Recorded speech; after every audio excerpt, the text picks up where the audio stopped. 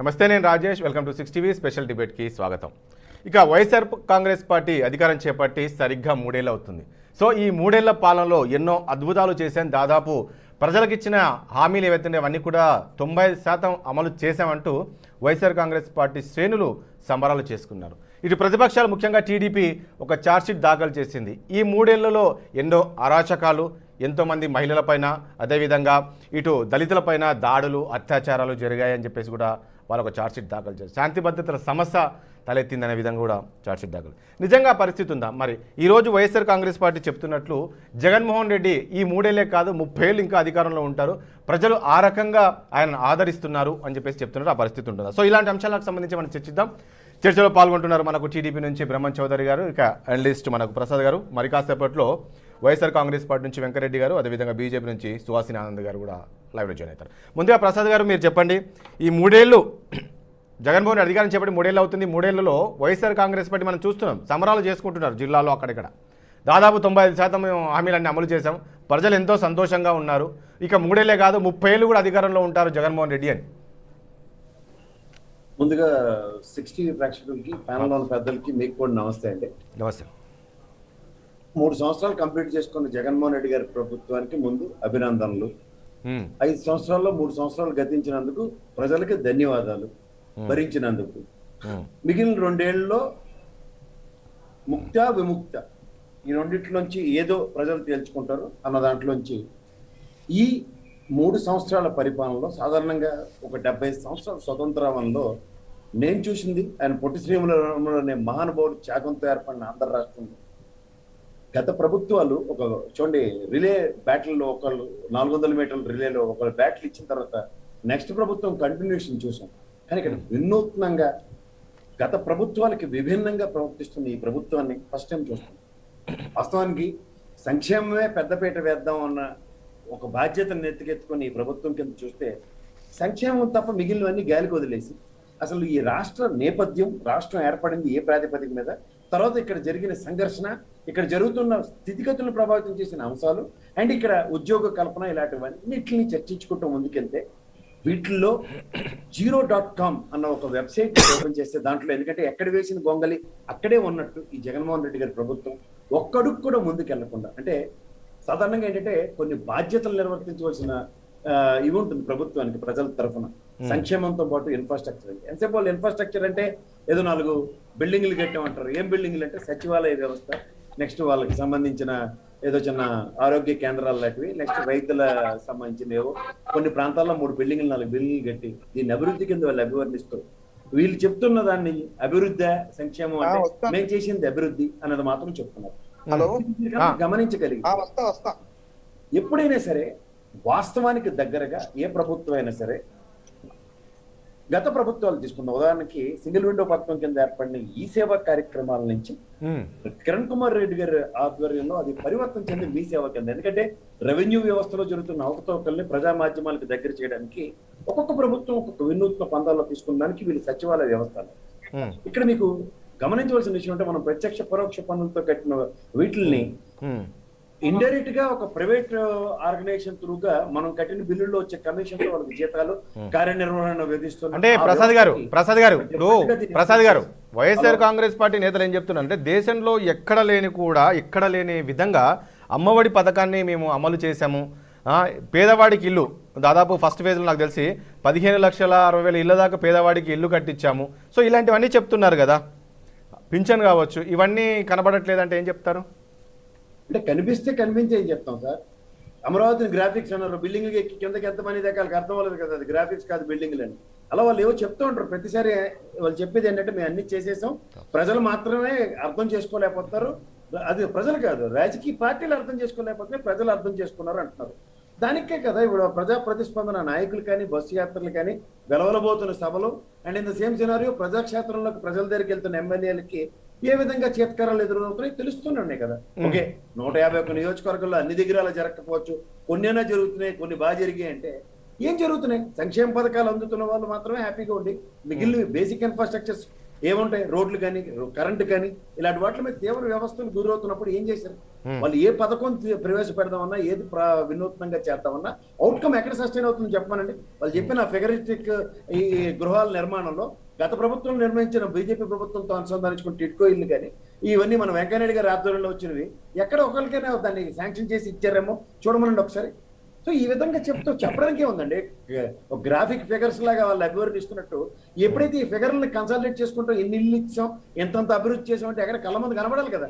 ఇలాంటి మాధ్యమం కన్నా అట్లీస్ట్ ఆ పథకాలకు అందుతున్న ఇల్లు అట్లీస్ట్ కెమెరాలో బంధించగలగాలి కదా. అమ్మఒడి పథకం, అందులో సెంట్రల్ గవర్నమెంట్ శాంక్షన్స్ ఎంత ఉన్నాయో ఒకసారి కనుక్కోండి. మోర్ దెన్ 40-50% దగ్గర సెంట్రల్ గవర్నమెంట్ నుంచి వస్తున్న దాంట్లో వీళ్ళు అనుసంధానించుకుని అమ్మఒడి పథకం ఇస్తున్నారు. రైట్. బ్రహ్మ చౌదరి గారు. రాజ్ గారు నమస్కారం అండి. మీకు వీటి మన 60 టీవీ ప్రేక్షకులందరికీ నమస్కారం సార్. కో ప్యానలిస్ట్ కొంచెం కెమెరా సెట్ చేసుకోరా, కెమెరా హెడ్ కట్ అవుతుంది. బ్రహ్మ చౌదరి హెడ్ కట్ అవుతుంది కెమెరా మీది కొంచెం. ఎస్, ఓకే, మాట్లాడండి సార్. ఇప్పుడు 3 సంవత్సరాల్లో అధికారంలోకి వచ్చిన తర్వాత 8 లక్షల కోట్ల అప్పు, దాదాపుగా 1000 మంది మీద దాడులు దౌర్జన్యాలు తప్ప ఈ రాష్ట్ర ప్రజలకి ఒక ఛాన్స్ అని చెప్పేసి అధికారంలోకి వచ్చినటువంటి ఈ వైఎస్ఆర్సీపీ పార్టీ చేసింది శూన్యమండి. అందుకోసమే గడప గడప వైఎస్ఆర్సీపీ పార్టీ కార్యక్రమాన్ని మొదలుపెట్టి ఏదైతే ఒక రాష్ట్రంలో ఉన్నటువంటి ఎమ్మెల్యేలు ఎంపీలతోటి మీరందరూ కూడా గ్రామాల్లో తిరగాలి, మీ పరిస్థితి బాగాలేదు, నా పరిస్థితి ఇలా ఉంది, మీ పరిస్థితి అలా ఉందని చెప్పేసి హెచ్చరించి మరి పంపిస్తే ప్రజలందరూ కూడా గడప గడపకి వచ్చినటువంటి వైఎస్ఆర్సీపీ పార్టీ నాయకుల్ని ప్రశ్నలు అడగడానికి సిద్ధంగా ఉంటే వారికి సమాధానం చెప్పేటువంటి పరిస్థితుల్లో వైఎస్ఆర్సీపీ పార్టీ నాయకులు లేక గడప గడపకి వైఎస్ఆర్సీపీ కార్యక్రమాన్ని గడప గడపకి ప్రభుత్వం అని చెప్పేసి మొదలు పెట్టారు. గడప గడపకి ప్రభుత్వం అని చెప్పేసి ప్రజల్లోకి వెళ్తున్నటువంటి వైఎస్ఆర్సీపీ పార్టీ నాయకుల్ని గడప గడపకి వెళ్తున్నప్పుడు గడపలో ఉన్నటువంటి ప్రజలు అడుగుతున్నటువంటి ప్రశ్నలు ఏంటంటే, మద్యపాన నిషేధం ఎందుకు అమలు చేయలేకపోయారు, మద్యపాన నిషేధం అమలు చేయకపోగా నాసిరకం మద్యం పంపుతున్నారని చెప్పేసి ప్రశ్నిస్తా ఉన్నారు. ప్రత్యేక హోదా ఏమైంది, ఇసుక ధరలు ఎందుకు పెంచారని చెప్పేసి ప్రజలు అడుగుతా ఉన్నారు. పోలవరం ప్రాజెక్ట్ ఏమైంది, గుంతల రోడ్లు ఏమైంది అని చెప్పేసి ప్రజలు అడుగుతా ఉన్నారు. కడప స్టీల్ ప్లాంట్ ఎక్కడ, కొత్త పరిశ్రమలు ఎక్కడ, జాబ్ క్యాలెండర్ ఎక్కడ, కాంట్రాక్ట్ ఉద్యోగుల రెగ్యులరైజేషన్ ఎక్కడ, సిపిఎస్ రద్దు పరిస్థితి ఏంటి, కార్పొరేషన్ లోన్స్ ఏంటి, పేదల ఇంటి బిల్లులు ఎందుకు ఇవ్వటం లేదు, కరెంటు కోతలు ఎందుకు వచ్చాయని చెప్పేసి ప్రశ్నిస్తా ఉన్నారు.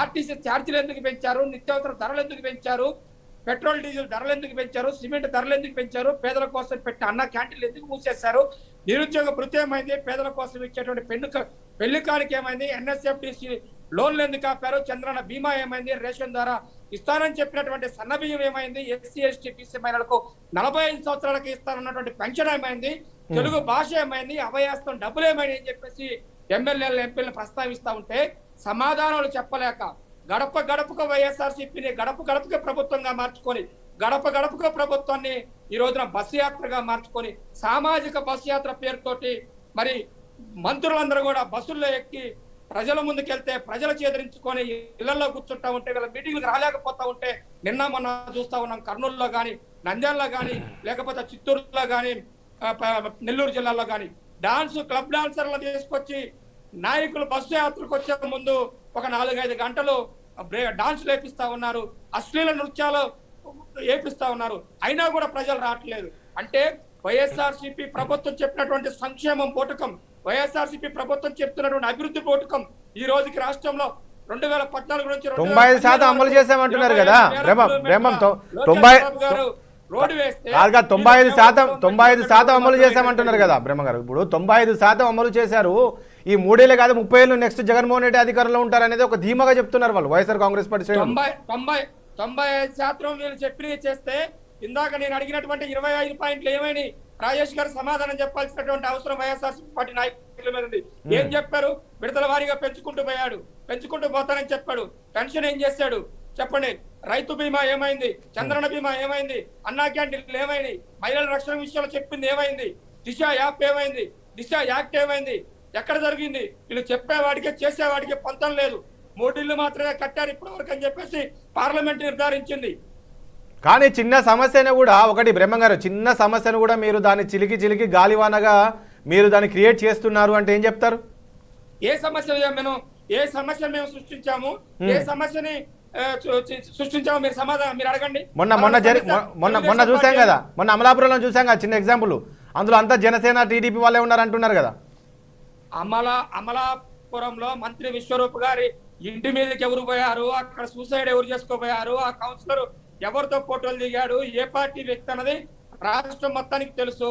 సుబ్రహ్మణ్యం విషయంలో ఏం జరిగిందో రాష్ట్రం మొత్తానికి తెలుసు. ఫస్ట్ ఏమన్నారు, మా ఎమ్మెల్సీకి ఏం సంబంధం, తెలుగుదేశం పార్టీ రాజకీయం చేస్తుందని చెప్పారు. చివరికి వచ్చేసరికి వాళ్ళ ప్రభుత్వమే ఎంక్వైరీ చేస్తే ఏం జరిగింది, అదే ఎమ్మెల్సీ మర్డర్ చేశాడు, అదే ఎమ్మెల్సీ బొకే అయినట్టు స్వీట్ బాక్స్ అయినట్టు శవాన్ని కారులో వేసుకొని తిరగడం జరిగింది. ఇదే మన ఛానల్లో కూడా మనం డిబేట్ చేసాం రాజేష్ గారు. లాస్ట్ కి వాళ్ళ ఎమ్మెల్సీని వాళ్ళు సస్పెండ్ చేసుకోవాల్సి వచ్చింది. ఇదే డిబేట్ లో, మీరు చేసినటువంటి డిబేట్ లో ఇదే వెంకరెడ్డి గారు ఏం చెప్పారు, మా ఎమ్మెల్సీకి సంబంధం లేదు, తెలుగుదేశం పార్టీ పట్టగాల్సి మీదేస్తుందని చెప్పాడు. సంబంధం ఉన్న వ్యక్తిని వైఎస్ఆర్సీపీ పార్టీ ఎందుకు సస్పెండ్ చేసింది చెప్పండి. అదే అది ఎంక్వైరీలు తెలిసిందిలే. ఓకే, మళ్ళీ వస్తాను. సుహాసిని ఆనంద్ గారు. రాజేష్ గారు ఒక్క మాట అసలు నేను ఆ డిబేట్ లో మాకు సంబంధం లేదనే విషయం నేను ఎప్పుడు మాట్లాడలా. అతను తప్పు చేశాడు కాబట్టి అతను అరెస్ట్ చేశారని చెప్పావు, పార్టీ కూడా దాని మీద యాక్షన్ తీసుకుంటుందని చెప్పావు, పార్టీ కూడా అతను సస్పెండ్ చేసింది. మేము ఏ రోజు కూడా అతను వెనకేసుకురాలి. అంటే మనము వెంకటరెడ్డి గారు ఆ రోజు మనం డిస్కషన్ పెట్టుకున్నాం. ఆ రోజు బ్రహ్మన్ చౌదరి, మీరు, తర్వాత ఇంకెవరు ఉన్నారు. సో మాట్లాడితే అది మీరు అన్నారులే, అంటే మా పార్టీకి సంబంధం ఉందో లేదని విచారణలో తెలుస్తుంది అన్నారు. కాదు అని రాజేష్ గారు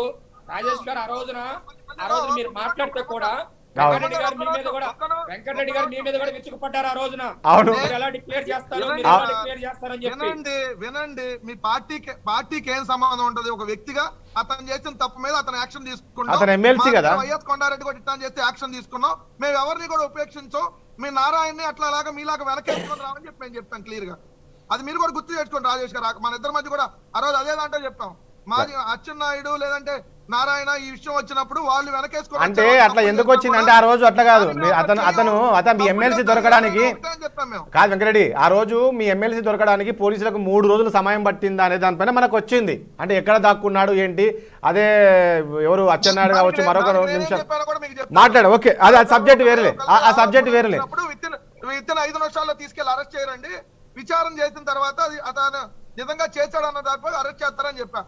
తప్పకుండా మీరు ఆరోపణలు చేస్తున్న ప్రతి రోజు అరెస్ట్ చేయాలి. ఆయన స్వచ్ఛందంగా నేనే మర్డర్ చేసిన సరెండర్ అయ్యాడు. సరే మళ్ళీ చెబుతారు. మీరు అందరికి అలవాటు అయిపోయినట్టుంది రోజు బురద లేయటం. సరే ఓకే, అతను అరెస్ట్ చేసిన మీరు ఇంకా రాజకీయం చేస్తారని నాకు అర్థం కాదు. సరే వెంకరెడ్డి ఒక నిమిషం ప్లీజ్. వెంకరెడ్డి ఒక నిమిషం. సుహాసిని ఆనంద్ గారు ఏం చెప్తారు? ముఖ్యమంత్రి జగన్మోహన్ రెడ్డి వైఎస్ఆర్ కాంగ్రెస్ పార్టీ 3 ఏళ్ల పాలన పైన ఎన్ని మార్కులు ఇస్తారేంటి మీరు బీజేపీ? సుహాసిని ఆనంద్ గారు. ఎస్, ఆమె వెళ్ళిపోయింది. వెంకరెడ్డి గారు, వెంకరెడ్డి గారు రాజేష్ గారు మాట్లాడండి. ఇప్పుడు జర్నలిస్ట్ కేఎస్ ప్రసాద్ గారు, తెలుగుదేశం బ్రహ్మన్ చౌదరి గారు ఒకటే వర్షం మాట్లాడారు. అసలు ఏం లేదు, ఏముంది అన్నీ అసలు వాళ్ళు చెప్పేది అన్ని ఏదో ఇది అని. మీరు కూడా అదే చెప్పండి సార్. ఏమన్నా మేమేమంటున్నాం? మీరు వచ్చి మా వర్షం చెప్పండి మేమన్నా అడుగుతామా? తెలుగుదేశం వాళ్ళను లేదంటే కొంతమంది మీడియా వాళ్ళని మేము చెప్పినట్టుగా వినాలని చెప్పడానికి మేమెవరు? ఆ రైట్ మాకు లేదు కదా. మేము మా మేనిఫెస్టోని ఇచ్చిందే మళ్ళీ ప్రజల దగ్గరికి వెళ్ళి ఇదిగోండి సార్ మేము ఇవన్నీ చేసాం, ఇదిగో ఇవి పెండింగ్ ఉన్నాయి, ఇదిగో చెప్పనే కూడా ఇది చేసాం, మీ మనస్సాక్షిని నమ్మి మీరు ఓటేయమని అడుగుతున్నాం సార్. ఇంత క్లియర్ గా అడిగే రాజకీయ పార్టీ భారతదేశంలో ఉందా? మేము మంచి చేసామంటే ఓటేయమంటున్నాం రాజేష్ గారు. క్లియర్. మేము మంచి చేయలేదంటే మమ్మల్ని తిరస్కరిస్తారు కదా ఆటోమేటిక్ గా. మోసం చేయడానికి 4-5 పార్టీలు కలిసి వచ్చి మళ్ళీ ఒక 650 మళ్ళీ లేదంటే ఒక 2000 ఒక 3000 హామీలతో మేము ఇంద్రభవనాలు కట్టేస్తాం లేదా అవి కట్టేస్తామని మళ్ళీ మోసం చేయడానికి కాదు. వెంకటరెడ్డి గారు ఇప్పుడు ఒకటే వీళ్ళు ఏం చెప్తున్నారంటే మహిళల పైన దాడులు జరుగుతున్నాయి, దళితుల పైన దాడులు జరుగుతున్నాయి, అసలు శాంతి భద్రతల సమస్యలు తలెత్తింది ఇక్కడ రాష్ట్రంలో. ఈ రకంగా కామెంట్ చేస్తున్నారు. ఇప్పుడు మనం చూసాం మొన్న మంత్రి విశ్వరూప్ ఇంటిపైనే దాడి చేశారంటే అసలు నిఘా వ్యవస్థ ఎక్కడ ఉంది అనే దానిపైన ఈరోజు ప్రశ్నిస్తున్నారు. ఏం సమాధానం చెప్తున్నారు? ఎందుకు అరికట్టలేకపోయారు? మీరు ఇంటింటికి వెళ్ళి అయ్యా మంత్రి విశ్వరూప్ ఇంటి మీద దాడి జరిగింది, నిఘా వ్యవస్థ ఫెయిల్ అయింది, మంత్రి విశ్వరూప్ ఇంటి మీద పెట్రోల్ తో దాడి చేశారు, ఒక ఎస్సీ మంత్రిని కొట్టడానికి వెళ్ళారు, ఒక మహానాడని ఒక ప్రోగ్రాం పెట్టుకొని ఎస్సీ ఎస్టీ బీసీ మైనార్టీ మంత్రుల్ని లాగి తంతాము నా కొడకలారని తిడుతున్నారు. అదే మీరు చెప్పండి సార్. మీరేం చేశారో అదే చెప్పండి, మేమేం చేసామో అది చెబుతున్నాం. అట్లా అట్లా కాదు. ఒకటి ఆ రోజు ఒకటి ప్లీజ్ ఒకటి వెంకరెడ్డి గారు దయచేసి ఒకటి వెంకరెడ్డి గారు ఆ అమ్మ సరే ఒక్క నిమిషం ప్లీజ్ ప్లీజ్ వెంకరెడ్డి గారు సమయంతో వెంకరెడ్డి గారు నేను ఏమంటా అంటే మీరు ప్రభుత్వంలో ఉన్నారు కాబట్టి మీరు ప్లీజ్ ఒక నిమిషం వెంకరెడ్డి గారు దయచేసి ఒకటి నేను చెప్పేది వినాలి. మీరు ప్రభుత్వంలో ఉన్నారు కాబట్టి వెంకరెడ్డి మీరు ప్రభుత్వంలో ఉన్నారు కాబట్టి మీరు ప్రతి ఒక్కరికి సమాధానం చెప్పాల్సిన బాధ్యత మీ పైన ఉంటుంది. మీరు సమయాన్ని పాటించాల్సిన అవసరం ఉంది. ఆ రోజు టీడీపీ మహానాడు సభలో ఆ అమ్మాయి ఏదైతే గ్రీష్మ ఏదైతే కామెంట్ చేసిందో ఆ కామెంట్ చేయడానికి కారణం కూడా నా డిస్కషన్లోనే. మీ గెస్ట్ ఆ అమ్మాయిని వచ్చేసి మీకు ఎక్కడ రేపు జరిగింది, నిన్ను ఎక్కడ రేపు చేశారు, సో అలాంటి కామెంట్స్ ఆమె చేసింది కాబట్టి మహానాడులో ప్రస్తావించాల్సిన పరిస్థితి వచ్చింది. మీరు సమయం పాటించుంటే ఈరోజు ఆమె మాట్లాడేది కాదు. వెంకరెడ్డి గారు గుర్తుపెట్టుకో. మీరు ఆ అమ్మాయి మాట్లాడిన మాటలను కూడా మళ్ళీ మీరు ప్లే చేసి ఒకసారి వినండి. ఆ అమ్మాయి ఎలా మాట్లాడిందో, ఏ విధంగా మాట్లాడాల్సి వచ్చినప్పుడు మాకు సంబంధించినటువంటి అక్కడ అంటే ఆ అమ్మాయిని పట్టుకొని కాదు వెంకరెడ్డి ఆ అమ్మాయిని పట్టుకొని నీకు ఎక్కడ మిమ్మల్ని ఎక్కడ రేపు చేశారు అంటే బాగుంటుందా? రాజేష్ గారు డిబేట్ పబ్లిక్ చూస్తుంది. డిబేట్ పబ్లిక్ చూసినప్పుడు పబ్లిక్ డిసైడ్ అయింది. మీరు అవతల వాళ్ళు మాట్లాడేటప్పుడు నేను ఎక్కడ బ్రేక్ చేయాల, నేను విన్నా. నేను మాట్లాడేటప్పుడు మీతో పాటు అవతలాలు కూడా మళ్ళీ అడ్డుపడుతుంటే అది డిబేట్ ని మీరు నిర్వహించే వాళ్ళు పారదర్శకంగా నిర్వహిస్తున్నారు. తప్పు. నేనేమంటున్నా అంటే వెంకరెడ్డి గారు ఒకటి కాకుండా మీరు అమ్మాయిని వెనకేసుకొని వస్తే వెనకేసుకురండి, మాకు ఎటువంటి అభ్యంతరం లేదు. మీరు బుధం వేసుకుంటారు, బుధాన్ని కండవ వేసుకుంటారన్న మాకేం అవసరం లేదా? అట్లా కదా వెంకరెడ్డి గారు దయచేసి ఒకటి వినాలి. మీరు ఇప్పుడు ఆ అమ్మాయి ఎలా మాట్లాడిందో మీరు ఒకసారి ఆ వీడియో చూడండి అని మీరు అంటున్నారు. ఆ అమ్మాయిని మీ ప్రతినిధి ఎలా మాట్లాడారో నేను కూడా చూడండి. ఎక్కడ రేపు జరిగింది, మీకు ఎక్కడ రేపు జరిగిందా, ఇది ఎంతవరకు కరెక్ట్ మీరు చెప్పండి. సరే అది వదిలేసి, టాపిక్ అది కాదు మనం మాట్లాడేది. సరే వదిలేసి లిమిట్ ప్లీజ్ లిమిట్. వెంకరెడ్డి గారు వద్దు, ఆ టాపిక్ వదిలేసేయండి ప్లీజ్. రాజేష్ గారు నా కొడకల్లారా తంతా అనే భాషను మీరు సమర్థిస్తూ అమ్మాయి అందుకని అలా మాట్లాడింది అని మీరు సమర్థిస్తే నేను అది కాదు. మీరుండి అమ్మాయి ఏ రకంగా మాట్లాడింది అంటే చెప్తున్నాను. మీరు మహిళల పట్ల ఏ రకంగా గౌరవంతో ఉంటున్నారని. మీరు మహిళలతో ఒకటి వెంకరెడ్డి, మీరు మహిళల పట్ల మీకు ఎలాంటి గౌరవం ఉందని దానికి తెలుస్తుంది కదా ఇక్కడ. సరే అది వదిలేసేయండి. టాపిక్ అది కాదు.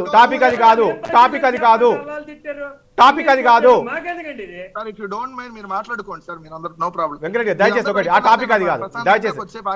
వెంకరెడ్డి గారు దయచేసి టాపిక్ అది కాదు. మనం ఈ 3 ఏళ్ల పాలన పైన చేద్దాం. టాపిక్ అది కాదు కదా సార్. మీరు అమ్మాయిని సమర్థిస్తూ నేను ఎవరు సంబంధించి నేను ఖచ్చితంగా మాట్లాడతాను. సరే వదిలేసేయండి. నేను వెంకరెడ్డి గారు నేను ఒకటి అడుగుతాను ప్లీజ్, ఒక్క నిమిషం. వెంకరెడ్డి గారు టాపిక్ వదిలేసేయండి. ఈ 3 ఏళ్లలో మీరు తీసుకున్న నిర్ణయాలు, కోర్టులో వెళ్ళిన విషయాలు మనం తెలిసిందే, కోర్టుకు వెళ్ళినాయి చాలా సమస్య. సో ఇప్పుడు ఈ రెండేళ్లలో మీరు కోర్టుకు వెళ్లకుండా తీసుకునే నిర్ణయాలు ఎలా ఉండే ఛాన్స్ ఉన్నాయి? ఎందుకంటే ఈ 3 ఏళ్ళు మనం చూసాం ఎన్ని పరిణామాలు ఏ రకంగా మారినాయి, రాష్ట్రంలో ఎలాంటి సమస్యలు వచ్చాయో. ఈ 2 ఏళ్ళు ఏ రకంగా పాలించే ఛాన్స్ ఉందంటారు? ప్లీజ్. ఏం సమస్యలు వచ్చినాయి సార్ రాష్ట్రంలో 3 ఏళ్లలో? అంటే అవి కూడా చెప్పండి, నేను దాని మీద కూడా మాట్లాడతాను. ఏం జరగలేదంటారా? మధ్యలో మేము ఏ సమస్య రాలేదంటారా? యాజ్ ఎ మోడరేటర్ గా రాష్ట్రంలో 3 ఏళ్ళలో అనేక సమస్యలు వచ్చేసి రామతీర్థం నుంచి రామతీర్థం నుంచి కోనసీమ దాకా ప్రతి దాంట్లోని రచ్చ జరిగిందా లేదా? అంతే. ఇప్పుడు అంబేద్కర్ జరిగిందా లేదా? అదే కదా సార్, అంబేద్కర్ గారిని వ్యతిరేకించేటటువంటి రాజకీయ పార్టీలు ఆంధ్రప్రదేశ్ రాష్ట్రంలో ఉన్నాయి కాబట్టి అది మా పరిపాలన బాగోలేదని అని మీరు అందరూ సర్టిఫై చేస్తే వెల్కమ్, దాన్ని ప్రజలు చూస్తారు. 3 మీరు అన్నట్టుగా ఇప్పుడు మా 3 ఏళ్ల పరిపాలన చూస్తే మా కోట్లేమని అడగడానికి గడప వెళ్తున్నాం. మరొక 2 ఏళ్ళ పరిపాలన కూడా ప్రజలు చూస్తారు. మళ్ళీ 4 ఏళ్ళు అయిపోయినాక మళ్ళీ వెళ్తాం గడపకి. 4 ఏళ్ళు ఏం చేసామో చూసేయమని క్లియర్. దాంట్లో ఏముంది? మా పరిపాలన బాగుంటే ఓటేయమంటున్నాం సార్. మేమే దొంగ హామీలు ఇస్తాం, లేదా అయ్యి ఇస్తాం, అయ్యా ఇది వస్తున్నాం. మా వెనకాల 2 పత్రికలు 3 మీడియా సంస్థలు ఉన్నాయి కాబట్టి మేము చెప్పిన భజన్ని మీరందరూ వినాలి అట్లా మేము చెప్పట్లేదు కదా. మీరు అన్న దాంట్లో వాళ్ళు ఇప్పుడు చెప్పారు కదా, బ్రహ్మం చౌదరి గారు అయిపోయింది అన్నా క్యాంటీన్లు, మేము అన్నా క్యాంటీన్లు పెడతామని మేమన్నా చెప్పావా? లేదా నిరుద్యోగ వృత్తి ఇస్తామని మేమన్నా చెప్పావా? అయిపోయింది కాదండి. ప్రత్యేక హోదా తెస్తా ఉన్నారు కదా, సిపిఎస్ రద్దు అన్నారు కదా, రైల్వే జోన్ అన్నారు కదా, పెన్షన్ 45 ఏళ్ళకి అన్నారు కదా, మద్యపాన నిషేధం అన్నారు కదా, కాంట్రాక్ట్ కార్మికులు పర్మనెంట్ చేస్తా ఉన్నారు కదా, ముస్లిం మహిళలకు పెళ్లికి 50,000 కేంద్రం మెడలో ఉంచుతా ఉన్నారు కదా, 1 సంవత్సరంలో ఒక్క నిమిషం ఇవన్నీ మీరు చెప్పలేదా? ఇవన్నీ మీరు చెప్పలేదా? చెప్పండి. ఒక్క నిమిషం ఇవన్నీ మీరు ఎస్ చెప్పలేదా? రాజేష్ గారు వెంకరెడ్డి గారు వెంకరెడ్డి గండికోట మున్సిపాలిటీ 10 లక్షల రూపాయలు ఎకరానికి ఇస్తా అని రాజేష్ చెప్పలేదా? గారు వెంకరెడ్డి గారు ఒక్క నిమిషం వైద్యం ఫ్రీ అని చెప్పలేదా? సన్నబియ్యం ప్లీజ్. ఇస్తామని చెప్పలేదా? సుహాసిని ఆనంద్ గారు అన్నిటికీ మీరు సమాధానం చెప్పండి. సుహాసిని గారు న్యాయం చేస్తానని చెప్పారు. చేస్తారా చెప్పండి. సుహాసిని గారు ఒక్క నిమిషం వస్తాను వెంకరెడ్డి మీ దగ్గరికి మళ్ళీ వస్తాను ప్లీజ్ జనవరికి ఉద్యోగ క్యాలెండర్ రాస్తామన్నా వేసారా చెప్పండి. ఎస్ రాజేష్ గారు ఎస్ సంవత్సరంలో కడప షాప్ రాజేష్ గారు. వెంకరెడ్డి చెప్పండి.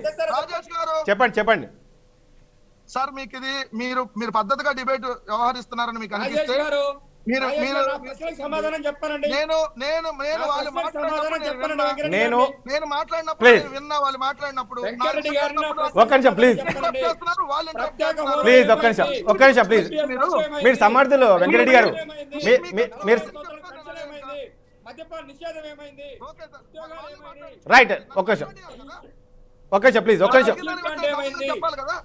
సమాధానం చెప్తారు స్థిరీకరణ ఇదేమైంది? సరే సుహాసిని గారు ఒక్క నిమిషం ప్లీజ్ ఒక్క నిమిషం బ్రహ్మం ఒక్క నిమిషం ప్లీజ్ ఏమైంది? సన్నబియ్యం ఏమైంది? రాజేష్ గారు బ్రహ్మం గారు ఒక్క నిమిషం ప్లీజ్ ఒక్క నిమిషం బ్రహ్మం గారు ఒక్క నిమిషం వెంకరెడ్డి గారు ప్లీజ్ సుహాసిని ఆనంద్ గారు నా ఆడియో వినపడుతుందా రాజేష్ గారు నాది అవ్వలేదు నాది అవ్వకుండా మీరు అవతలకి వాళ్ళే మాట్లాడుకుంటా ఉంటే మళ్ళీ మీరు నన్ను ఆగిపోండి అంటే నేను అధికార పార్టీగా ముగ్గురికి నేను సమాధానం చెప్పాలి. నేను అదే అడుగుతున్నాను ఒక్కసారి మీరు చేసేటటువంటి తప్పుడు కాదు. నలుగురికి కాదు వెంకరెడ్డి గారు ఒకటి సుహాసిని ఆనంద్ గారితో మాట్లాడించడానికి నేను మీ దగ్గరకు వస్తాను యాక్చువల్గా ఆమెను అడగాలని మీరు ఇప్పుడు సార్ మీరు అందరూ మాట్లాడేటప్పుడు నేను విన్నాను కదా మాట్లాడండి మధ్యలో నేను ఏమన్నా ఇంటరప్ట్ చేశానా?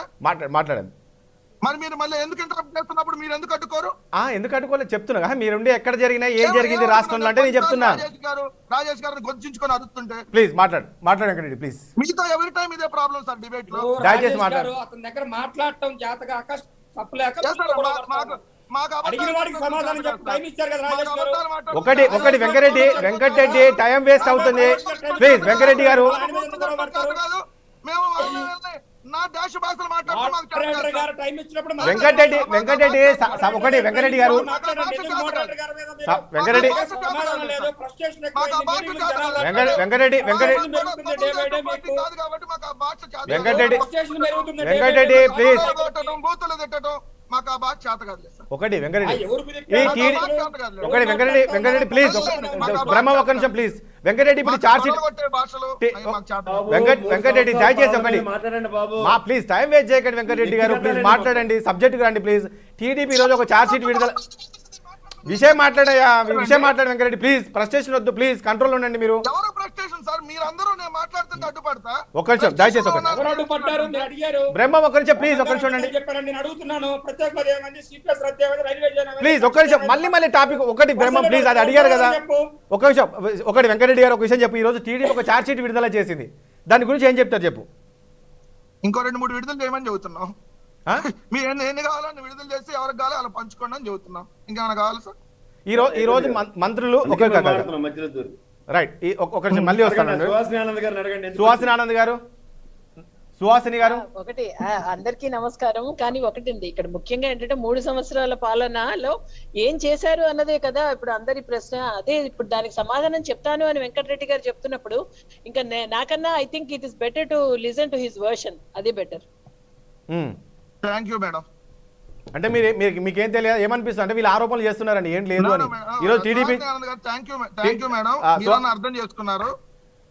ఇప్పుడన్నా వింటారా రాజేష్ గారు? అంటే మీరేమంటారు సుహాసిని ఆనంద్ గారు ప్లీజ్ ఒక వెంకరెడ్డి గారు మీరు మాట్లాడివ్వండి వెంకరెడ్డి గారు ఎట్లా చెప్పు మీరు ఎందుకు అంత ఆవేశంతో ఉంటున్నారు అందరూ మాట్లాడి మీరు మాట్లాడతారు దయచేసి ప్లీజ్ సుహాసిని ఆనంద్ గారు ఈ రోజు టీడీపీ ఒక చార్జ్ షీట్ విడుదల చేసిందండి ఈ రోజు జగన్ యొక్క పాలన పైన ఈ దాడుల పైన మహిళలపై దాడులు అంటారు దళితులపై దాడులు అంటారు అదేవిధంగా ఇటు లా అండ్ ఆర్డర్ సమస్య ఇలాంటివన్నీ కూడా ఇచ్చిన హామీలు ఏవి అమలు చేయలేదని ఇలాంటివన్నీ కలిసి ఎన్ని డబ్బులు ఉంటామా ఒకటి ఛార్జ్షీట్ దాఖలు చేశారు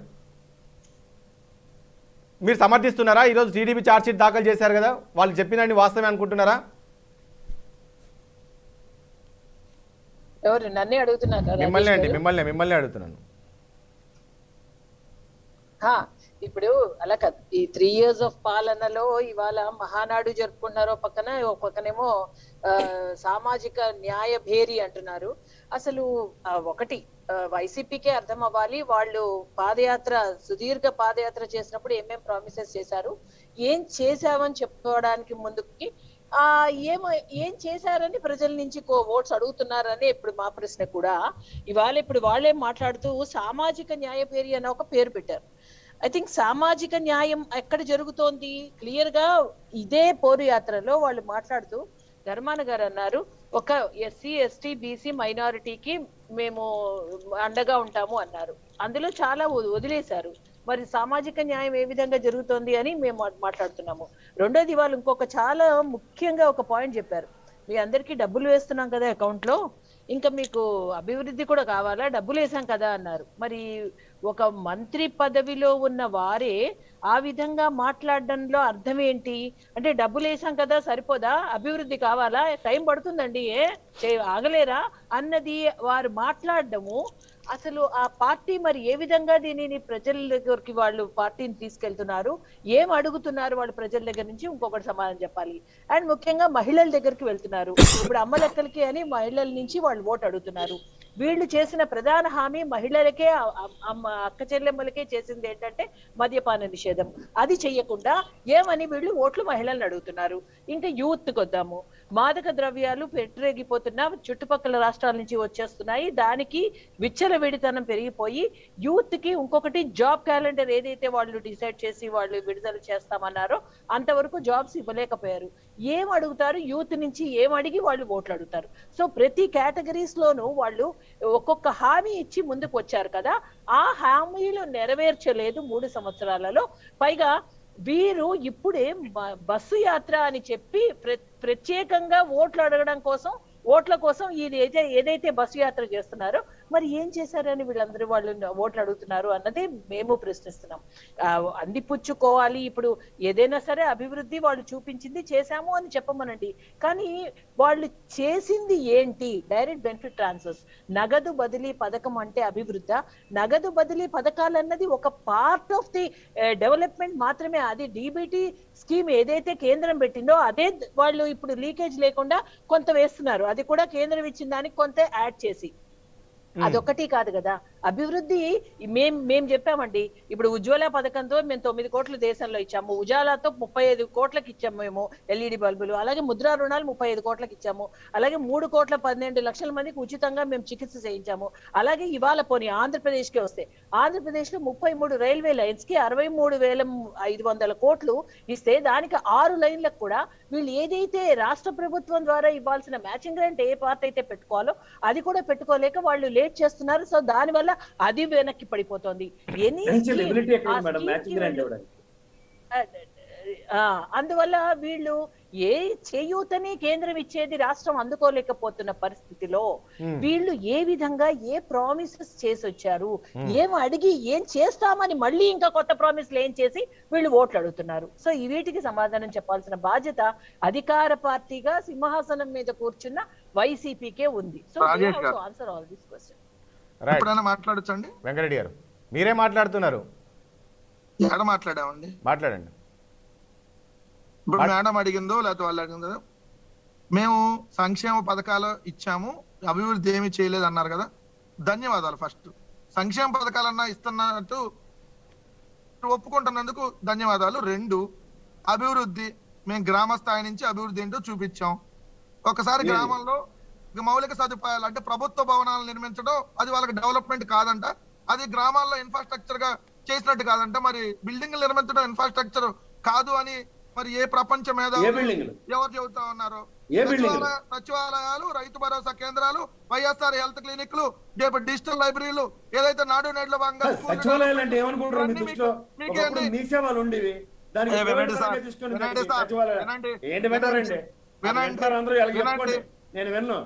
వినపది మీకు అవన్నీ మీకు డెవలప్మెంట్ కాదండి. బాహుబలి రాజమౌళి 3-4 గ్రాఫిక్స్ లో అయితే కేఎస్ ప్రసాద్ గారు బాగా చూసారండి. ఇడ్లీ పాత్ర వంగినట్టుగా కుక్కర పాత్ర పడుకున్నట్టుగా 4 సార్లు చూసారు ఆయన బాగా. అందుకని ఆయనకు అయ్యే కనపడుతున్నాయి అనమాట. రియల్ మోడల్ డెవలప్మెంట్ అనేది వాళ్ళకి నచ్చదులేండి. ఎందుకంటే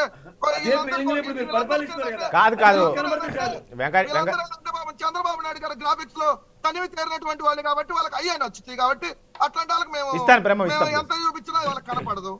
3, ఏదైతే ఇక్కడ రామంచి 27,000 MSME యూనిట్లు తీసుకొని వచ్చాం, 7,000 కోట్ల రూపాయల పెట్టుబడులు వచ్చినాయి.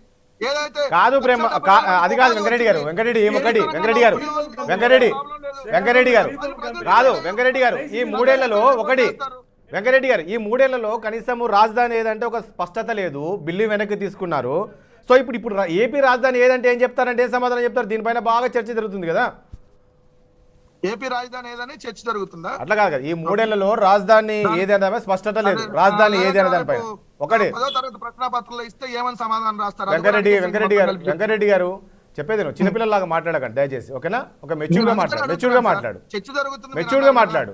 ఇప్పుడు ఏపీ రాజధాని ఏదంటే ఒక స్పష్టత లేదు, మిగిలింది 2 ఏళ్ళు ఏం చెప్తారు? రాజధాని మరొక 2 ప్రాంతాల్లో 2 రాజధానులకు సంబంధించిన నిర్ణయం తీసుకున్నాక న్యాయస్థానాల్లో దానికి సంబంధించినటువంటి కొన్ని చిక్కుముడులు ఉన్నాయి. కానీ దాన్ని కూడా మేము సార్ మీరు నన్ను కంప్లీట్ చేయకుండా బ్రహ్మం గారు సరే సార్ మాకు సబ్జెక్ట్ లేదు కానీ 16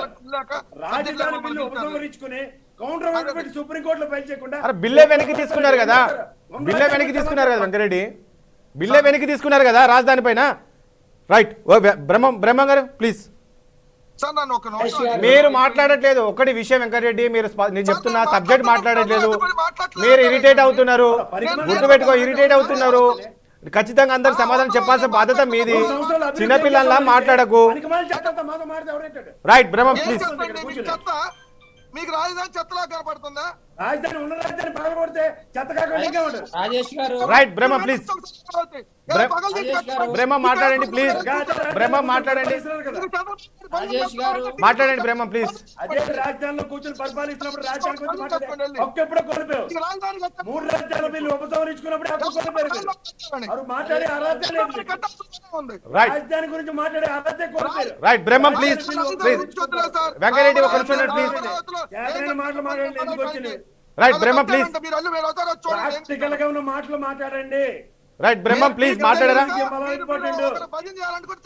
వెంకరెడ్డి ఒక నిమిషం. మీరు అట్లా మాట్లాడకండి వెంకరెడ్డి. అదే చేస్తారు కదా, అదే మీకేంటంటే ఆ గ్రాఫిక్స్ బాగా మీకు బాగా హాయిగా కావాలి మీకు. కూర్చొని బిల్డింగ్ రైట్ అభివృద్ధి అంటే అది ఒక నిమిషం వెంకరెడ్డి ప్లీజ్.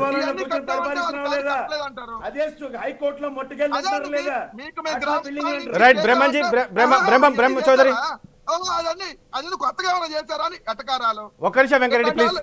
వెంకటరెడ్డి ఒక నిమిషం వెంకటరెడ్డి దయచేసి ఒక నిమిషం వెంకటరెడ్డి దయచేసి ఒక నిమిషం ప్లీజ్. Brahma Chowdary please. రాష్ట్ర ప్రయోజనాలను పరిరక్షించే నేపథ్యం లేనప్పుడు రాష్ట్ర ప్రయోజనాలను పరిరక్షించలేని చేతకాంతాన్ని ఒప్పుకోండి. ఖచ్చితంగా రాష్ట్ర ప్రయోజనాలను పరిరక్షించలేని చేతకాంతాన్ని ఒప్పుకోండి. రాష్ట్ర సార్వభౌమత్వం రాజధాని లేకుండా 3 ఏళ్ల కాలం గడుపుతున్నారు, ఏం మారుతున్నారు? Right please please. ఒకటి ప్రసాద్ గారు ఒక నిమిషం. సార్వభౌమత్వం ప్రసాద్ గారు ఒక నిమిషం. రాష్ట్ర రాజధాని గురించి రాష్ట్ర రైట్ బ్రహ్మం ప్లీజ్. బ్రహ్మం మాట్లాడరా ఒక నిమిషం. వెంకటరెడ్డి ప్లీజ్ ఒక నిమిషం ఉండండి. వెంకటరెడ్డి ఇదే విధంగా నేను వ్యవహరిస్తా. ప్రసాద్ ఒక నిమిషం. ప్రసాద్ గారు ఒక నిమిషం ఉండండి ప్లీజ్. బ్రహ్మ చౌదరి ఒక నిమిషం. వెంకటరెడ్డి ఒక నిమిషం. వెంకటరెడ్డి ఒక నిమిషం ప్లీజ్. వెంకటరెడ్డి ఒక నిమిషం ప్లీజ్. వెంకటరెడ్డి ఒక నిమిషం ప్లీజ్. బ్రహ్మ చౌదరి.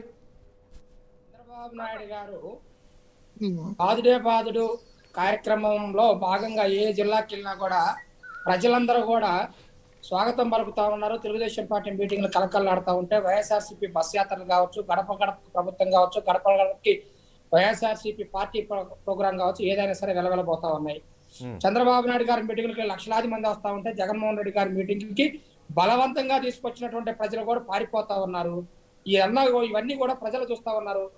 నేను 26 అంశాలను ప్రస్తావించాను రాజేష్ గారు. మీరు ఏమన్నారంటే నన్ను అడుగుతూ 95% హామీలు నెరవేర్చారు వాళ్ళు అని చెప్పేసి మీరు అడిగినప్పుడు నేను 25 అంశాలు లేవనెత్తా. ప్రత్యేక హోదా దగ్గర నుంచి అగ్రిగోల్డ్ బాధితులకు న్యాయం చేసే సమస్య వరకు ఏ సమస్యనైనా సరే మేము పరిష్కరించామని చెప్పేసి వెంకరెడ్డి గారు స్పష్టంగా చెప్పలేక అటు సుహాసిని మేడం గారు లేకపోతే ప్రసాద్ గారి మీద, నా మీద ఇంకొక అడుగు ముందుకు వచ్చి మీ మీద కూడా గొడవ పడతా ఉన్నారు తప్పితే ఈ 3 సంవత్సరాల్లో వాళ్ళు నిక్కచ్చిగా 3 నిమిషాలు చెప్పుకునే 3 నిమిషాల సమయంలో చెప్పుకునే అంత పని కూడా చేయలేకపోయారు. సంక్షేమం అభివృద్ధి కార్యక్రమాల్లో ప్రజలు చూస్తా ఉన్నారు. వాళ్ళకి ఇందాక ప్రసాద్ గారు చెప్పినట్టు ముక్త విముక్త అని ప్రజలు ఆలోచించుకుంటా ఉన్నారు. ఒక్క వాగ్దానాన్ని కూడా పూర్తి స్థాయిలో నెరవేర్చలేదు. ఏదైనా సరే చేస్తే అది కుడి చేత్తో ఇచ్చి ఎడం చేత్తో తీసుకున్నారు తప్పితే వాటి వల్ల ప్రజలకు ఒరిగిందేం లేదు. అల్టిమేట్ గా రాష్ట్రానికి మాత్రం ఇప్పటికే 8 లక్షల కోట్ల అప్పు అయింది. 1000 మంది మహిళల మీద దాడులు జరిగినాయి, దౌర్జన్యాలు జరిగినాయి. సామాన్యులు భయపడతా ఉన్నారు, పేద ప్రజలు భయపడతా ఉన్నారు, అన్ని సామాజిక వర్గాలు ఇబ్బందులు పడతా ఉన్నాయి. ప్రభుత్వ ఉద్యోగులు దాదాపుగా 14 లక్షల మంది ఉద్యోగుల సిపిఎస్ రద్దు విషయంలో కానీ పిఆర్సీ విషయంలో కూడా ప్రభుత్వం చొరవ చూపలేకపోయింది. ఇచ్చినటువంటి ప్రతి హామీని తుంగలో దక్కింది, ఏ హామీని కూడా నెరవేర్చలేదు. తప్పకుండా వైఎస్ఆర్సీపీ పార్టీకి ఎందుకు ఓటేసామని చెప్పేసి వైఎస్ఆర్సీపీకి ఓటేసినటువంటి ప్రజలే రియలైజ్ అయ్యారు. రానున్న రోజుల్లో ఇప్పుడు ఉన్నటువంటి పరిస్థితుల్లో చూసుకుంటే ఇంకో 2 సంవత్సరాల్లో 3 లక్షల కోట్ల అప్పులు చేయబోతా ఉన్నారు. ప్రతి కుటుంబం పైన కూడా 4-5 లక్షల రూపాయల అప్పు ఉంది. కాబట్టి తెలుగుదేశం పార్టీని ఎన్నుకుంటారు. చంద్రబాబు నాయుడు గారి ద్వారా ఈ రాష్ట్రం సంక్షేమం అభివృద్ధి సాధ్యం అని చెప్పేసి ప్రజలందరూ కూడా ప్రతి ఇంట ప్రతి నోట మాట్లాడుకుంటా ఉన్నారు. ఇక మిగిలింది ఈ రాష్ట్రంలో జగన్మోహన్ రెడ్డి గారు కాదు బ్రహ్మం గారు, నేను ఏమంటుందంటే ఇప్పుడు 23 స్థానాలు ఇచ్చారు చెప్పండి. కాదు ఇప్పుడు మీరు ఒకటి రాష్ట్రం అప్పుల పాలు చేశారు అంటున్నారు. ఏ రాష్ట్రంలో అప్పులు ఉన్నాయండి? ఎందుకంటే రాష్ట్రం అప్పులు చేస్తారు, అభివృద్ధి చేస్తారు, తిరిగి కడతారు కదా, అందులో తప్పలేదు కదా. మీరు కూడా చేశారు కదా. 5 ఇప్పుడు 60,16,000 కోట్ల లోటు బడ్జెట్ లో ఆంధ్రప్రదేశ్ రాష్ట్ర ప్రభుత్వం పరిపాలన మొదలు పెడితే క్యారీ ఫార్వర్డ్ అప్పులు వచ్చినాయి కాకుండా క్యారీ ఫార్వర్డ్ బిల్స్ పెండింగ్ ఉన్నాయి కాకుండా ఈ 3 సంవత్సరాల్లో వీళ్ళు చేసినటువంటి అప్పు మాత్రమే 5.5 లక్షల కోట్లు సార్. 5.5 లక్షల కోట్ల అప్పు తీసుకొచ్చామని చెప్పేసి ఒక పక్కన చెబుతూ ఉన్నారు, 1,50,000 కోట్ల సంక్షేమం చెప్తా ఉన్నారు, అభివృద్ధి శూన్యం. అట్లాంటప్పుడు మిగిలినటువంటి 3.5 లక్షల కోట్ల రూపాయలు ఎవరి జేబుల్లోకి పోయినాయి? 5 లక్షల కోట్లు నేను ఎంత అప్పులు చేశారో చెప్తా.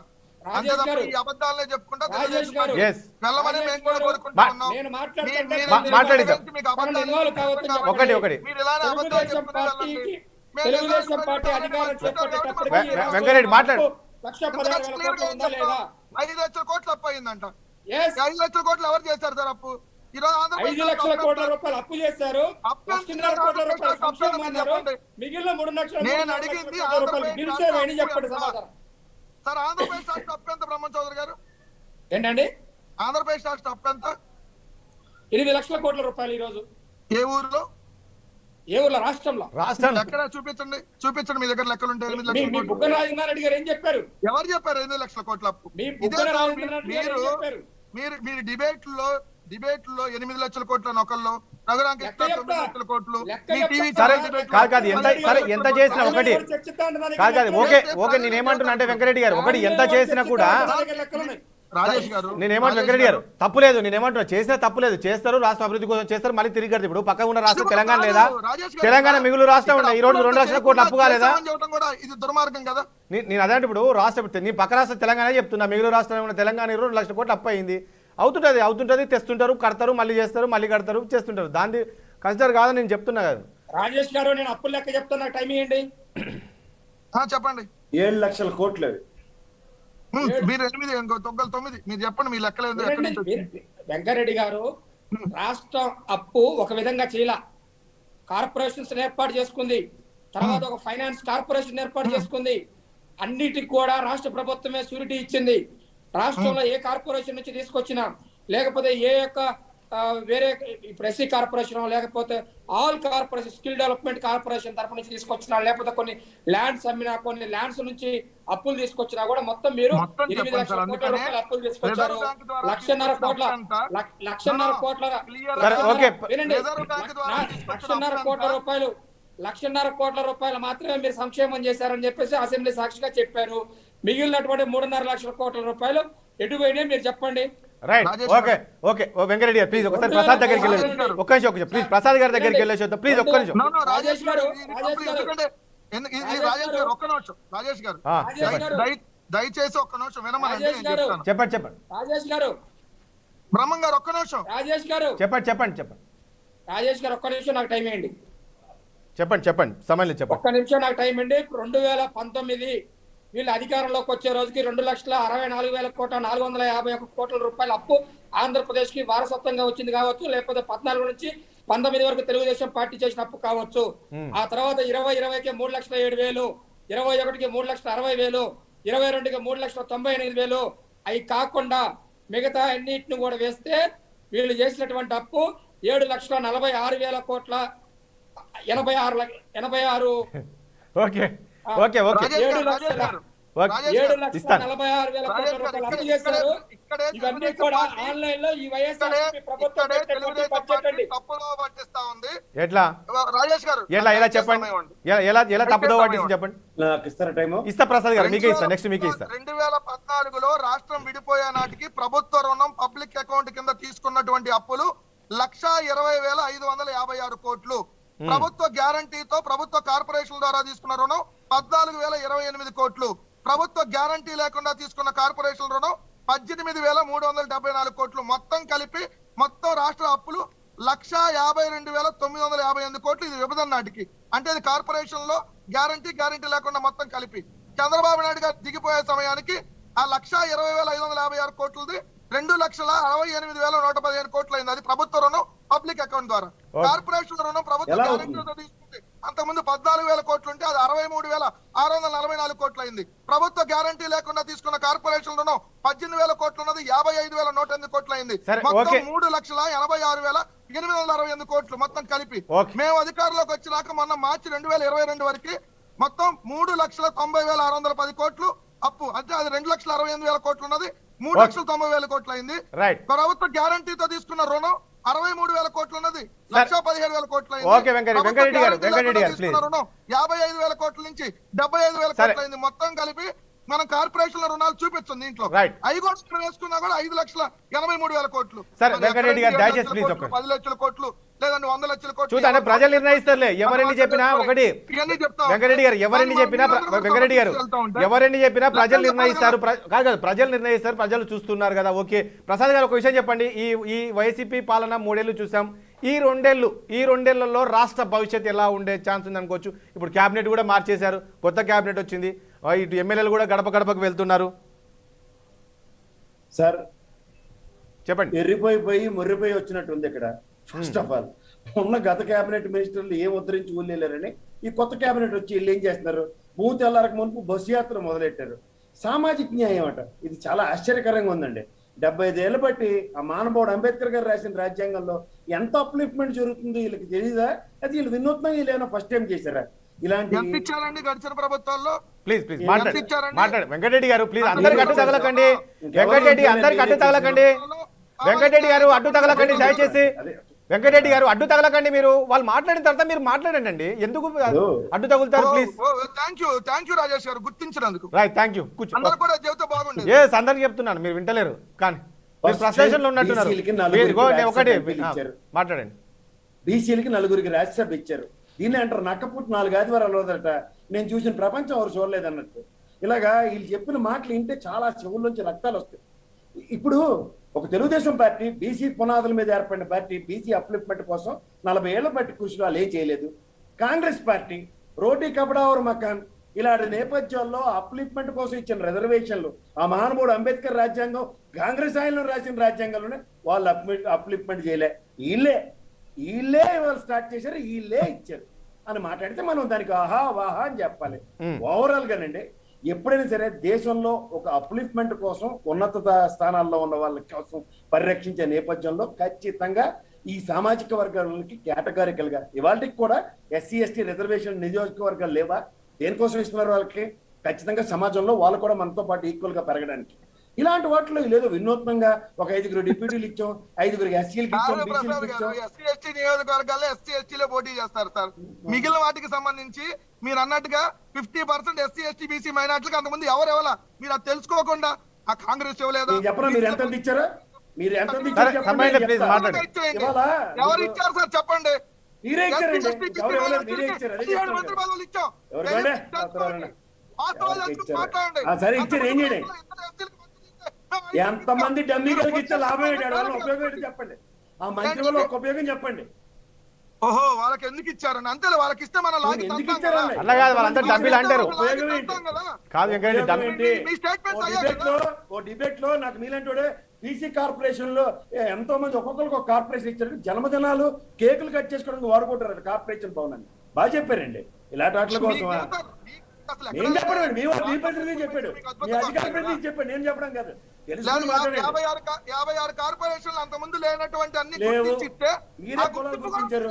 విజయవాడ మేయర్ కూడా ఆ కులం కూడా చేయకుండా మీరే ఇచ్చారు. అన్ని మేమే చెప్తున్నాం కదా. ఏంటంటే ఒక సామాజిక వర్గానికి మొత్తం ఇచ్చేస్తే నచ్చిద్దామో, మేము అట్లా కాదు అంటే అట్లా అనట్లేదు వెంకటరెడ్డి. అలా కాదు కాబట్టి ఎంతమంది సామాజిక వర్గానికి ఏమి ఇచ్చారు? సరే సరే అది వదిలేసండి. ప్రసాద్ గారు ఒక ప్లీజ్ వెంకటరెడ్డి ప్రసాద్ గారు ఒక విషయం చెప్పండి. సామాజిక వర్గాల గురించి ఓకే ప్లీజ్ ప్రసాద్ గారు 17 మందికి SC, ST, BC మైనార్టీలకి సరే అది కాదు అది కాదు. ప్రసాద్ గారు నేను ఒక క్వశ్చన్ అడుగుతా.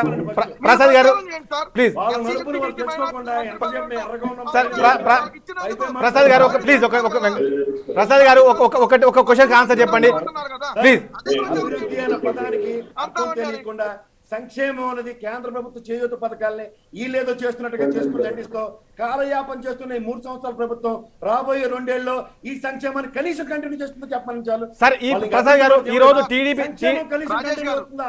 దావాసుల దగ్గరికి వెళ్ళి రెన్యువల్ చేసుకుని రావడం కాదు, కొత్త వెంకటరెడ్డి గారు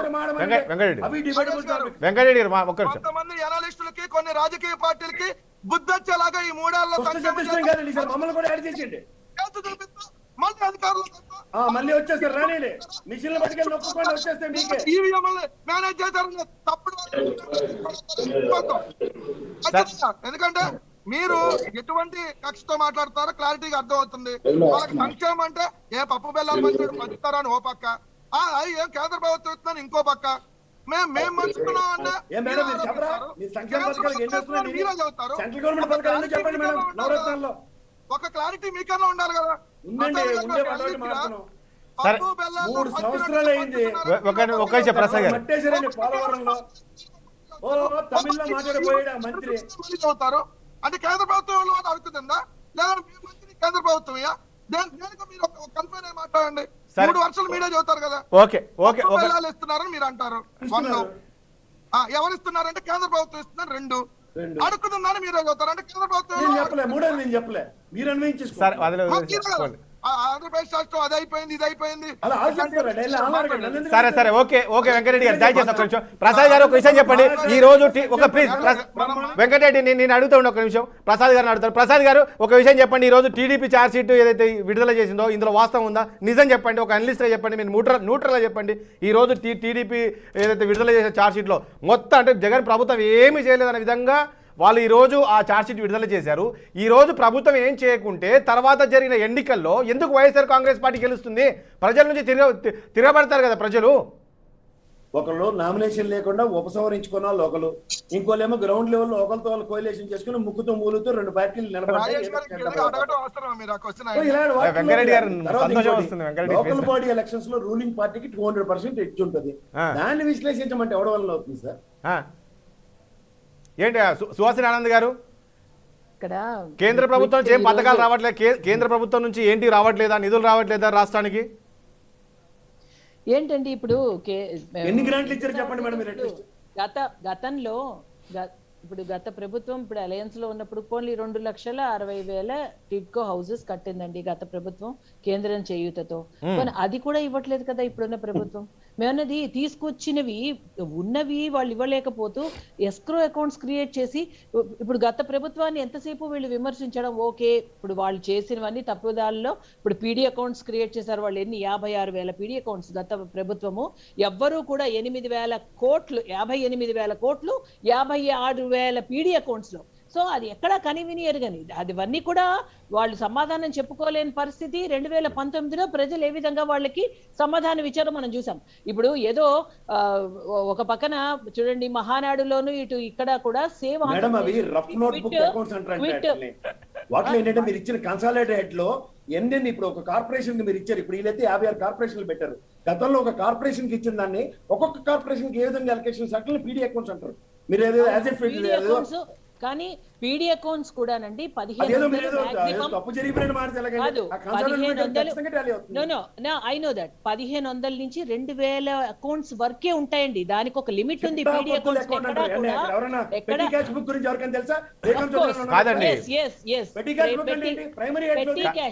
కాదండి సుహాసిని ఆనంద్ గారు. అవును కానీ కరెక్ట్. 58,000 56,000 పీడీ అకౌంట్సా కాదు, కాదు. ఇది CAG has pointed out this అండి. అదేదో నేను మీరు పాయింట్అవుట్ చేసింది కాదు. This is beyond extreme limit. ఎక్కడా కూడా 2000, 2500 కూడా లేని పీడీ అకౌంట్స్ లో 56,000 పీడీ అకౌంట్స్ ఏంటి, కాదు, ఒకటి 58,000 కోట్లు ఏంటి. సుహాసిని ఆనంద్ గారు. అదే కాకుండా గతంలో కూడా ఇప్పుడు కొన్ని చేసిన వాటి వల్ల కదా ఇప్పుడు 2019లో ఏ విధంగా వాళ్ళు మరి నేను ఇచ్చిన కాగితం వాళ్ళకి కూడా అతిగతి లేదు కదా మీ దగ్గర నుంచి. సేవ్ ఆంధ్రప్రదేశ్ ని అక్కడ క్విట్ జగన్, క్విట్ చంద్రబాబు నాయుడు అన్న నినాదాలు అయితే మొత్తం ఆంధ్ర మోగాయి. ఆల్రెడీ ఇవ్వాల్సిన ఛాన్సెస్ ప్రజలు కూడా ఇచ్చారు. ఇప్పుడు నెక్స్ట్ మీకు ఏమంటారా సుహాసిని ఆనంద్ గారు? సుహాసిని ఆనంద్ గారు, సుహాసిని ఆనంద్ గారు ప్లీజ్ ఒకటి. సుహాసిని ఆనంద్ గారు కూడా వీళ్ళు ఆ ఛాన్స్ ని కూడా వీళ్ళు ఇప్పుడు పోగొట్టుకుని ఇంకా 2 ఏళ్లలో ఇప్పటి వరకు రాంది ఇంకా 2 సంవత్సరాల్లో ఏమొస్తుంది అన్నది మాత్రం ఖచ్చితంగా క్లియర్. ఏ మాత్రం ఇక్కడ అడుగు పడిన ప్రతి అడుగు ఏది వేసినా అది కేంద్రం చేసిందే తప్ప రాష్ట్రంలో వీళ్ళు చేసింది ఏంటి? కేంద్ర మంత్రులు కూడా వస్తున్నారు. పోలవరం కూడా గత ప్రభుత్వ ఫెయిల్యూర్, ఈ ప్రభుత్వం కూడా చెయ్యలేని పరిస్థితిలో షెకావత్ గారు వచ్చి 15 రోజులు సమీక్ష మేం టేకప్ చేసాం. 2023 ఖరీఫ్ నాటికి సుహాసిని గారు ఒకటి సుహాసిని గారు ఇప్పుడు చంద్రబాబు ఒకటి సుహాసిని గారు ఇప్పుడు కాదండి ఇప్పుడు టీడీపీ అక్కడ ఏపీలో ప్రజలు టీడీపీని చూశారు, వైఎస్ఆర్ కాంగ్రెస్ పార్టీని చూశారు. నెక్స్ట్ బీజేపీని చూడాలంటారా? అంటారా ఏంటండి? మీరు చెప్తే వాళ్ళకి తెలియదా అవన్నీ? ఏమి ఇవ్వకుండానే, ఏ ఓటు లేకుండానే భారతీయ జనతా పార్టీ ఇంత చేస్తుందంటే ఇస్తే ఇంకెంత చేస్తుంది అన్నది కదా. ఇప్పుడు ఈమెన్ గడ్కరీ గారు మన జగన్మోహన్ రెడ్డి గారు ఉన్న సభలోనే 3 లక్షల కోట్లు ఒక రోడ్స్ ఆంధ్రప్రదేశ్ కే, ఇదేదో కేంద్రం అంతా చేస్తున్నారు, మొత్తం దేశం అంతా చేస్తున్నారు, ఆంధ్రప్రదేశ్ స్పెషల్ గా ఏమి ఇచ్చారంటారు. ఒక ఆంధ్రప్రదేశ్ కే స్పెషల్ గా 3 లక్షల కోట్లు ఇక్కడే మేము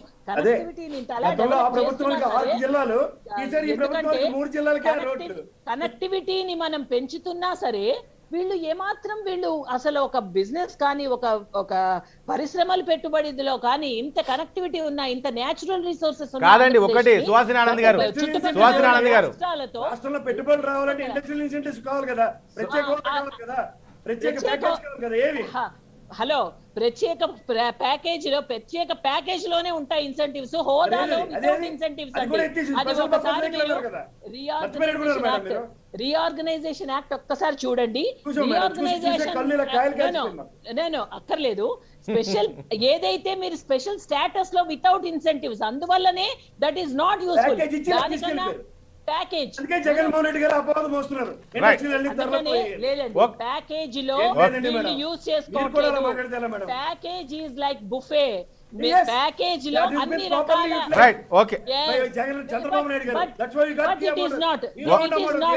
it is not utilized by states.